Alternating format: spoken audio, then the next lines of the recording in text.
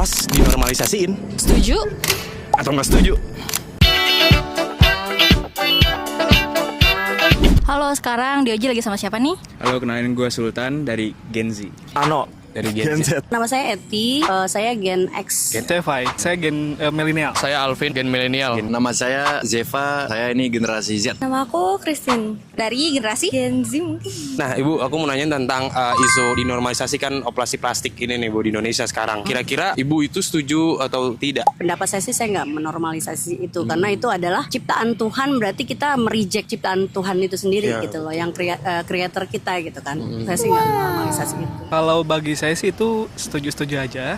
Ya antara setuju dan nggak setuju juga sih. Menurut saya sih itu sebenarnya terserah orangnya ya. Tapi kalau misalnya menurut saya itu salah sih. Sebenarnya kita udah diciptakan oleh Tuhan itu seragam. Lebih baik mensyukuri apa yang dari Tuhan gitu kan. Aku kurang setuju aja sih kalau kayak gitu. Apalagi nggak menjamin langsung cakep dan bagus. Mending stay original aja. Kalau dari gue pribadi sih ya, tiap orang itu punya insecure masing-masing. Jadi menurut gue setuju sih. Saya sih kurang setuju karena kurang bersyukurnya kepada ciptaan Tuhan aja sih. Kalau opini kamu mengenai normalisasi operasi plastik di Indonesia itu sendiri secara keseluruhan? Kalau dinormalisasi, itu kan balik lagi ke individual masing-masing ya. Jadi kalau menurut gue sih normalisasi kayaknya nggak perlu deh. Kalau bagi saya untuk menormalisasi itu kecuali untuk kesehatan ya.